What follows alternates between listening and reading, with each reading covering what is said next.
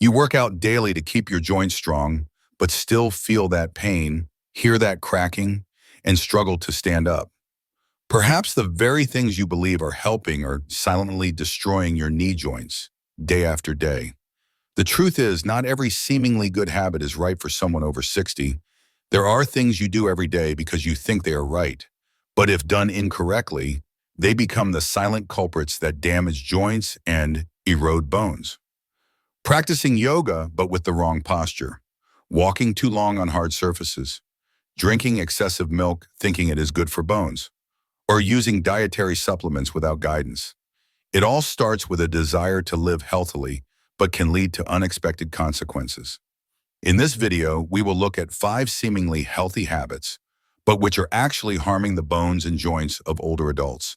And I'll also share small adjustments so you can maintain a good lifestyle without causing harm to your body. If you have ever thought what I'm doing is right, then this video might make you reconsider and live healthier the right way. And if you have relatives, a spouse, or friends who are also diligently living healthy, please send this video to them because kindness sometimes starts with telling the truth gently. Let's start with the first point. Practicing yoga incorrectly can easily cause dislocations. You think yoga is safe, but one wrong bend after 60 could land you in the hospital for 3 months with an unexpected dislocation. Many older adults turn to yoga as a way to stay in shape, improve their spirit, and stretch their bodies. And it is true that yoga can bring many benefits, if guided correctly, practiced with proper posture, and suited to bone and joint health. But unfortunately, many older adults are practicing incorrectly or following routines not meant for their age group, and the consequences are sprains, dislocations, and even fractures from seemingly gentle poses. After the age of 60, joints are no longer as flexible as before. Cartilage thins, and ligaments become less elastic. When you force your body into twisting poses, deep stretches, or put pressure on your wrists and knees, like in downward-facing warrior or headstand, without proper support, the joints can be overloaded and easily injured. Many even have the mindset of keeping up with the younger crowd, leading to overexertion, pushing beyond the body's limits.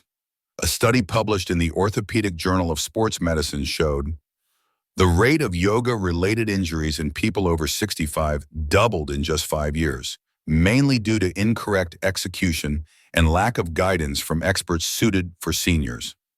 Frank Miller, 72, from Portland, Oregon, once thought yoga was the safest sport for the elderly. He taught himself using online videos and tried to perform a one-legged standing pose combined with bending down to the floor. The result was a mild hip dislocation, and he had to stop practicing for nearly 2 months. Afterward, he switched to a specialized yoga class for seniors with the support of chairs and straps. And only then did he truly feel an improvement in his posture and flexibility without the fear of injury. If you love yoga, the best thing you can do is choose a class with an instructor specially trained for older adults, use support props, and absolutely listen to your body. A pose you could do 20 years ago might now need a suitable modification to protect your joints, not to challenge your limits. Because at this age, what matters is not how much you can bend, but that every time you get up from the mat, your knees are not cracking and your legs can still carry you forward without pain. And just like practicing incorrectly, another common mistake after 60 is skipping meals to lose weight. Just from skipping one breakfast after 2 months, an old woman broke her femur just by missing a single stair step. Many older adults, especially women, have a habit of skipping breakfast or reducing their daily food portions to control their weight. Some even follow intermittent fasting regimes, skipping dinner, or eating only 1 meal a day for fear of fat or high blood sugar. But what few realize is excessive fasting in people over 60 can cause bone density to decrease rapidly, increasing the risk of osteoporosis and fractures, especially in the hip, spine, and wrist. At an older age, the body no longer stores calcium and vitamin D as well as before. Skipping a meal means you are also skipping important nutrients for maintaining bone and joint health, like protein, magnesium, zinc, and even endogenous collagen. When the body is not supplied with enough nutrients, it will withdraw calcium from your very bones to compensate, leading to a silent bone loss, causing no pain, but the consequences will come very quickly after a small trip or fall. Research from Harvard Medical School shows older adults eating fewer than 1,200 calories a day for a long period have significantly lower bone density than those who maintain a reasonable diet, regardless of their weight. In particular, people who skip breakfast have a 2 times higher risk of osteoporosis in the spine. Elaine Robertson, 76, in Tucson, Arizona, once adopted a diet of only 1 lunch per day for 3 months to lose weight. It is true she lost a few pounds, but after a slight misstep on the stairs, she broke her femoral neck. The doctor said her bone density was as hollow as a honeycomb. After her treatment, she began to change her mindset, eating enough nutrients on time, combined with light walking and taking calcium supplements as directed. Losing weight can be gradual, she shared, but breaking a bone once, you realize it's no joke. If you want to control your weight, choose a gentler way. Eat full meals, but reduce sugar and bad fats, and add calcium-rich foods like almonds, yogurt, leafy greens, and small fish with bones. Weight can be adjusted bit by bit, but once bone is lost, it is very difficult to get back, because bone health does not come from an empty stomach, but from every meal that is nutritious, on time, and responsible to your body. And contrary to skipping meals, there are also many older adults who think the more milk, the better for bones. You drink 3 to 4 glasses of milk daily for strong bones. But after 60, that could be causing your joints to calcify day by day, and a time will come when you can no longer walk normally. Milk has long been considered a friend of the bones, especially for older adults. But in many cases, drinking too much milk, particularly industrial milk with high calcium supplementation, can be counterproductive, causing a mineral imbalance in the body and increasing the risk of bone and joint disorders. The reason is that after age 60, the body's ability to absorb and metabolize calcium has significantly declined. If you drink milk with high calcium content but lack vitamin D, lack magnesium, or have an underlying condition like mild kidney failure without knowing it, the excess calcium is not delivered to the bones but deposits in soft tissues, tendons, or even in blood vessels. This not only affects the bones but also increases the risk of arterial calcification, joint pain, and kidney stones. A large 20-year study in Sweden followed over 60,000 postmenopausal women and found those who drank over 3 glasses of milk a day had a higher risk of fractures than the group that drank only 1 to 2 glasses less a day. The cause is believed to be the high calcium content combined with lactose generating mild inflammatory substances in the body, reducing the ability of bone tissue to regenerate over time. Paul Jenkins, 81, living in Minneapolis, once believed that drinking 4 glasses of milk a day would help him prevent osteoporosis. But after maintaining that habit for 2 years, he began to suffer from persistent knee pain, and test results showed calcification of his hip joint. A nutritionist advised him to adjust his milk intake and replace it with natural calcium sources like almonds, kale, and sardines. After some time, his pain significantly decreased, and he felt lighter when moving. If you love milk, you do not need to give it up completely. But remember, 2 glasses a day is enough for older adults, and it should be consumed with vitamin D-rich foods or milk fortified with D3. It is more important to supplement with diverse natural calcium sources and ensure the body has the right conditions to absorb it, instead of forcing more of something the bones no longer effectively receive. Because sometimes too much of anything, even a good thing, becomes a burden for the body, especially for the bones that are so silently enduring with every step you take. If you're still with me and finding this useful, I'd love to know. Just drop a 3 in the comments below. And if you haven't subscribed, please consider hitting that button and the notification bell so you won't miss what's next. Your support truly helps us create more helpful and inspiring content. And sometimes the very act of trying to walk a lot to be good for the bones and joints can backfire. If you walk for too long on hard surfaces, cement pavement, or stone tiles, you think you're walking for a longer life. But on the wrong surface, each step is silently shortening the life of your knees and your future of independent living. After age 60, many people choose walking as their main form of exercise due to its simplicity, ease of execution, and low risk. However, there is one thing that not everyone notices. Walking too long, too frequently on hard surfaces like concrete, sidewalks, or tiled floors can be harmful to joints, especially the knees, hips, and ankles. When you walk, each step creates a force on the knee joint that is 2 to 3 times your body weight. If the walking surface lacks elasticity, like asphalt, concrete, or stone-paved hallways, the impact force will rebound onto the joints, increasing the wear and tear of cartilage, which is already thinning and weakening with time.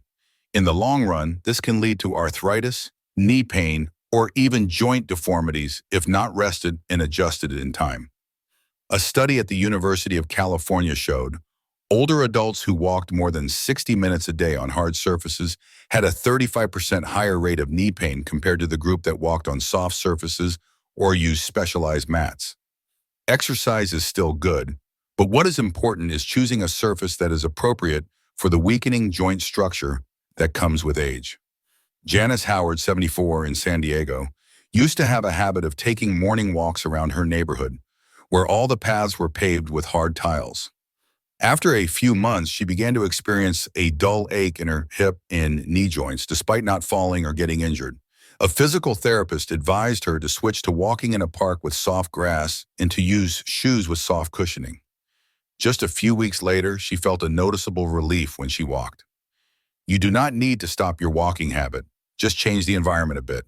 Choose parks, grassy areas, trails with soft earth, or if walking indoors, use a mat or supportive athletic shoes to reduce shock. Also, remember to take breaks, vary your speed, and listen to your body. Do not try to hit a time goal every day at all costs, because your joints might not complain right now, but if they are worn down a little each day, at some point, you will find even a single step becomes difficult. And that is not worth it if you only need to change the path you walk on. And another habit that seems like healthcare but can easily cause harm is using dietary supplements without specific guidance from a doctor. A single pill thought to strengthen bones almost sent one man to dialysis simply because he didn't know it was wrecking his liver and joints day by day. For older adults, dietary supplements like calcium, collagen, glucosamine, or vitamin D have almost become familiar companions. But what is concerning is many people are buying and using these supplements without consulting a doctor, without knowing the appropriate dosage, without considering underlying diseases or drug interactions, and the consequences can be more serious than you think. After age 60, the body no longer absorbs and metabolizes nutrients like a young person's. If you take too many supplements without balance, excess calcium can accumulate in soft tissues, causing joint calcification. Too much vitamin D can cause calcium disorders in the blood. Glucosamine used incorrectly can increase blood sugar or cause side effects in people with a history of seafood allergies. Statistics from the U.S. Food and Drug Administration, FDA, show hospital admissions related to the misuse of dietary supplements have increased sharply in the group over 65, especially for products supporting bones and joints. Products that sound good, like increases joint cartilage, healthy bones every day, if not controlled, can lead to liver and kidney problems and make bones dependent on supplements instead of regenerating naturally. Roger Daniels, age 79, living in Tampa, Florida, used to take up to 5 types of dietary supplements daily: calcium, collagen, glucosamine, omega-3, and vitamin D3. He bought them based on advice from friends and online advertisements. But after a while, he suffered from abdominal pain, severe constipation, and tests showed his kidney function was beginning to decline. When he saw a doctor, he learned only 2 were necessary, and more importantly, that he needed to get his nutrients from food instead of just piling everything into pills. If you are using dietary supplements, take a moment to ask, am I taking this because my body needs it, or because I am afraid but unsure of what I need? Show the list of what you are taking to your doctor and ask for advice based on your actual bone and joint condition. Also, do not forget that nothing can replace a meal full of vegetables, protein, and light daily exercise. Because bones do not need many things, they just need the right thing at the right time and in the right way. And that starts not at the pharmacy, but with your own awareness and daily habits. Living healthier doesn't mean doing more. It means doing less of the wrong things before your body runs out of time to fix the damage. After 60, bones and joints no longer endure as well as before. A heavy workout, an unbalanced meal, an added pill, without anyone's guidance. All of these can be what weakens you, even if you think you are doing right. What matters is not right like someone else, but right for yourself. Listen to your knee when it makes a small noise. Stop if your back feels tired during exercise. And ask for an opinion when you plan to add anything new to your self-care routine. Because a small wrong habit today could be the reason you need a cane, medicine, or a hospital visit sooner than necessary. If this video made you realize something you are repeating every day, gently change it. It does not have to be much, just a little more correct. And if you know someone who is still exercising, dieting, or trying to live healthy every day, please share this video with them. Because sometimes living healthy does not require more. It requires adjustment. Thank you for listening until the end. Wishing you steady steps, strong joints, and a healthy life. Not by following trends, but because you understand your body deserves to be cared for the right way.